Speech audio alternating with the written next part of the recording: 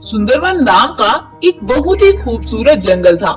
उस जंगल में बहुत से जानवर रहते थे, लेकिन वो कोई भी उस जंगल में खुश नहीं थे। सभी जानवर बहुत ही सहमे हुए थे, जैसे कि उन्हें किसी के आ जाने का डर हो। वो बेचारे बहुत ही परेशान रहते थे। उस जंगल का राजा शेर बहुत ही जालिम और खूंखार था, जिसका नाम था बब्बर शेर। बब्बर शेर का एक बेटा था शिम्बा शेर। बब्बर शेर इतना जालिम था कि वो एक ही झटके में कई जंगल के जानवरों का शिकार कर लेता था और किसी पर भी दया नहीं दिखाता था। इसीलिए उस जंगल के जानवर बहुत परेशान और सहमे हुए रहते थे, क्योंकि उनमें से किसी की भी मौत किसी भी टाइम आ सकती थी। जब भी बब्बर शेर को भूख लगती, वो जंगल में निकलता और किसी भी जानवर का शिकार कर लेता था। ऐसे ही दिन बीतते चले जाते हैं और बब्बर शेर का जानवरों पर कहर और भी बढ़ता ही जाता है। एक बार शेर जंगल में निकलता है और उसे एक बकरी घास चरती हुई नजर आती है। वह उसके पास जाता है और उस पर अटैक करने लगता है। तभी वह बकरी डरती हुई बोलती है, अरे अरे महाराज, मुझे मत मारो, मैं माँ बनने वाली हूँ। अगर आप मुझे मार देंगे तो मेरा बच्चा तो इस दुनिया में आने से पहले ही खत्म हो जाएगा।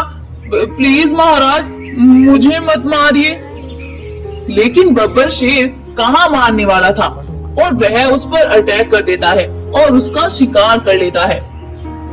और यहीं से ही उसका बुरा टाइम स्टार्ट हो जाता है, क्योंकि जब हमारे पापों का घड़ा भर जाता है तो भगवान कुछ ना कुछ तो विपत्ति हमारे ऊपर लाता ही है। ऐसे ही कुछ उसके साथ भी हुआ। वो उस बकरी का शिकार कर ही रहा होता है कि उधर दूसरे जंगल से चलती हुई एक शेरनी आती है और उसके साथ उसका एक बेटा भी होता है। शेरनी का बेटा बहुत ही ज्यादा खूबसूरत था। वो दिखने में बिल्कुल सोने के जैसे था। शेरनी अपने बेटे को लेकर एक पेड़ के नीचे रुकती है। दूर खड़ी एक बकरी और भालू उस बच्चे को देखकर बोलते हैं, अरे भालू भाई, ये शेरनी इतने खूबसूरत बच्चे को कहाँ से लाई है? वो जालिम शेर अगर उसको पता चल गया तो वो आज ही इसका शिकार कर लेगा। हाँ बकरी, यह तो तुम सही कहती हो। चलो हम इसके पास चलकर इसको बताते हैं और इसे इस जंगल से जाने को बोलते हैं। ऐसा बोलकर वो दोनों शेरनी के पास जाते हैं और उसे जंगल से जाने का बोलते हैं। उनकी बातों को सुनकर शेरनी बोलती है, अरे तुम घबराओ नहीं, हमें कुछ नहीं होगा। हम अपनी हिफाजत अपने आप कर लेंगे और शायद तुम सबकी भी कर दे। शेरनी की ये बात सुनकर वो वापस वहाँ से चले जाते हैं और शेरनी का बेटा अपनी माँ से बोलता है, अरे माँ, वो शेर सच में ही हमें मार ना दे। नहीं नहीं बेटा, ऐसा कुछ नहीं होगा। आज रात तुम्हें उस बाघ घर से सारी शक्तियाँ मिल जाएगी। रात होने तक हमें कहीं ऐसी जगह पर छिपे रहना होगा जहाँ वो हमें ढूंढ ना पाए और हम उस जालिम शेर को ना नजर आए। अगर हम कल आते तो हमारा एक दिन खराब हो जाता और तुम्हें शक्तियाँ मिलते ही हम उस जालिम शेर को मार ना पाते और इससे बहुत से जानवरों की जान चली जाती। अच्छा माँ, ठीक है, जैसा आपको सही लगे। और वो दोनों माँ बेटे रात होने का इंतजार करने लगते हैं। उधर वह जालिम शेर बस्ती में अपने गुफा में आराम कर रहा होता है। उसे ये पता नहीं था कि उसकी मौत अब इस जंगल में आ गई है। रात हो जाती है और उन दोनों माँ बेटों का इंतजार भी खत्म हो जाता है।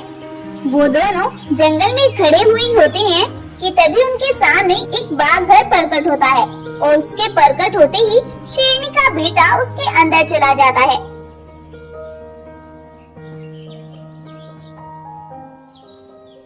और उसके अंदर जाकर वह एक बाघ से मिलता है। बाघ उसे बहुत सी शक्तियाँ दे देता है और बोलता है,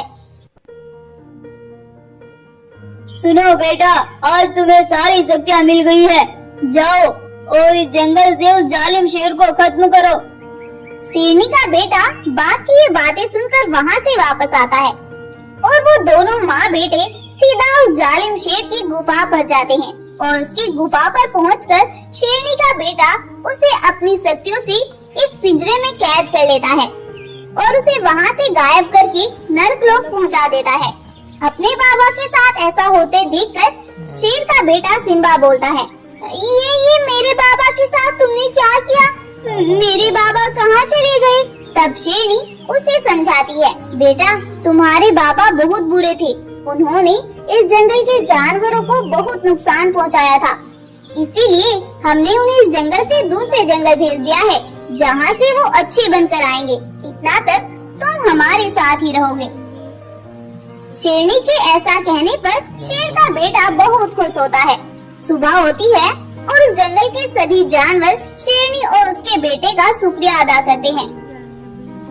शुक्रिया शेरनी जी, आपने तो हमें नया जीवन दिया है। अरे बकरी बहन, हम तो इस जंगल में आए ही इसी काम से थे ताकि हम तुम्हें उस जालिम शेर से बचा सके। एक बाघ ने हमें शक्तियाँ दी थी जिसकी मदद से हम ये सब कर पाए हैं। ये सब सुनकर सभी जानवर बहुत खुश होते हैं और वो सभी एक नई जिंदगी के साथ जंगल में खुशी खुशी रहने लगते हैं और शेरनी और उसके बेटे को जंगल का राजा बनाते हैं और यहीं पर ये स्टोरी भी खत्म हो जाती है। अगर आपको हमारी आज की ये स्टोरी पसंद आई है तो इस वीडियो को लाइक करें, अपने दोस्तों के साथ शेयर करें और ऐसे ही और अमेजिंग और इंटरेस्टिंग वीडियोस के लिए हमारे चैनल को अभी सब्सक्राइब करें। Thank you.